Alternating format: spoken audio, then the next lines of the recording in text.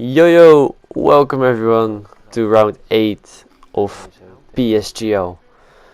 Today we are in China, and here I was checking if it would be a dry race or not, but it seems like it will be a dry race.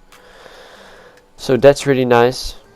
And about the previous race in Austria, after some steward reports, I got my penalty removed, and some drivers in front of me got a penalty, so I can confirm that I won that race, and I'm really happy with that, of course. So at this point we are P3 in the standings, with Blizzard 1 point ahead of us and Joost 15 points ahead of us, which is quite a big gap because the point system in PSGL is a little bit different. The first one get 16 points for a race win, second 12, third 10, 8, 6, 5, 4, 3, 2, 1.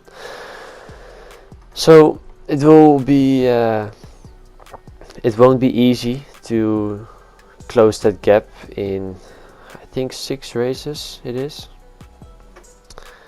But yeah, we are gonna do everything we can, of course, as we are in our second quali run, which seems like a decent, actually quite good lap time. And I was hoping to already set a 0.3 or 0.4, because I knew that would have been maybe top 5. That was my prediction. If you could do a 0.3 in the real quali session. So here we're going into the final corner, which is really hard to get it right. And our lap time is then a 1 minute 30.343. So I didn't expect really many other drivers to improve on this lap time, but hopefully we can improve in our final quali run. Our first sector we are already improving, and the first sector will also be quite a good sector for us already. Here we are still at the same improvement, and then this S section is really important. Don't want to hit the curb because that will spin your car, and then the double left-hander on the exit. It's really hard, and we lost it. That's really unfortunate, but still we are in P2 with our teammate Casper behind us, which is really nice. But Joost improved his lap time, and yeah, really good lap actually. So yeah, let's head into the race. Ja, maar ja, dat is altijd bij die knakker. Here we are then at the start of the Chinese Grand Prix. We are at the front row in second place with Joost ahead of us, and hopefully we can get a good start. So there are 5 red lights, and away we go. Seems like we do have quite a good start, but just decided to stay behind him. You don't really have a big advantage to be the front runner. My plan was just to sit behind him for the first couple of laps to save ERS, save tires, and all that kind of stuff. But Ogiano already made a move on Casper, so that's not ideal for us.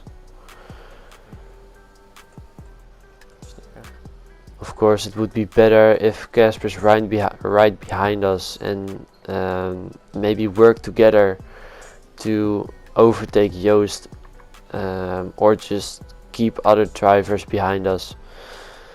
So hopefully Casper can come back and overtake Ogiano again.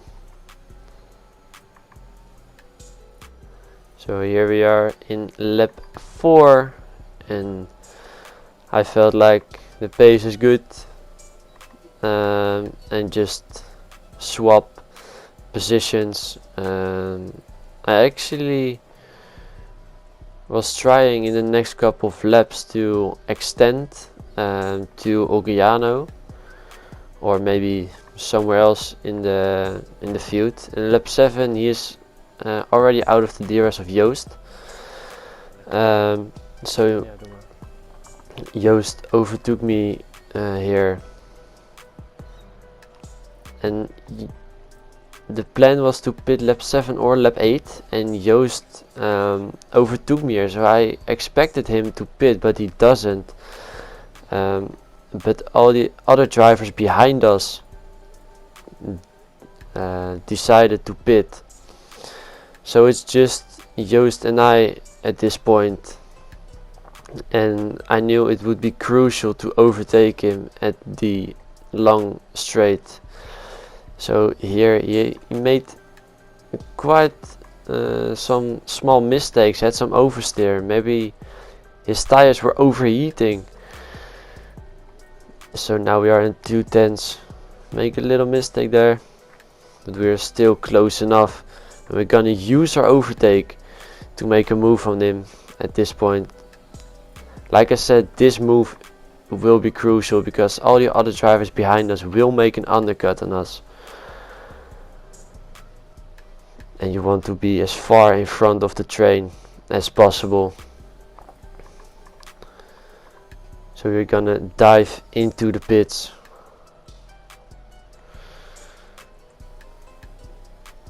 And brake just in time. And then watch the bottom left. You can see the whole train is coming. And there are many drivers, but we are just the second driver right here. And if you now can see the top left, Joost is not behind us, not the car behind that car, but behind Ogiano.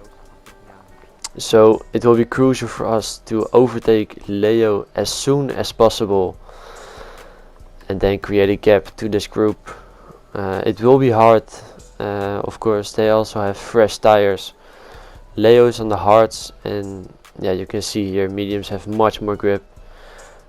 I'm not sure, but I think Leo pitted in lap 4 or 5 already to hards. So his tires won't be as fresh as our tires. But of course Lars' hards barely have any drop off at the end of the race. So you have to watch out for that. But here we are then. We are at 80% ERS, not using any of it because he's not defending, which is really nice for us. And now we are the first, the net P1, and this is the lap after I overtook him. As you can see in the top left, the gap is 9/10, and my plan was to get him out of the DRS for the straight, and the detection zone is right here, and as you can see the gap was 1.0 or 1.1 seconds. So we did it, which is really nice, but in lap 11 Joost got past Ogiano. So for now it would be really important to stay focused and yeah, don't make any mistakes, because like I said earlier, the pace of Joost and I is almost similar. in lap 25 we did extend a little bit because I was using a bit more ERS. But now he closed the gap again. He was also pushing because he got under pressure by Casper. And as you can see in the top left, Casper overtook Joost in turn 1. And that actually gave me quite a good feeling because I knew Casper wouldn't make any crazy moves on me. But yeah, still it will be important for the constructors as well if Casper can hold his position right here. So for me there's nothing really to happen anymore. 2 more corners and that should be the race win. But as you can see, the white arrows, they collide. Casper go off the track. Joost as well, and Gamer actually takes P2. But most importantly, we won the race. Joost in P3, so we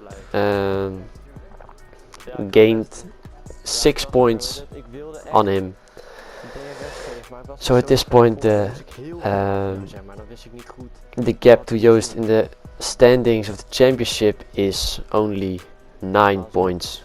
We are getting closer and hopefully we can keep this momentum. So I won the race, Gamer P2, Joost P3 and our teammate Casper P4. I want to thank you guys for watching and I'll see you guys next week. Ciao.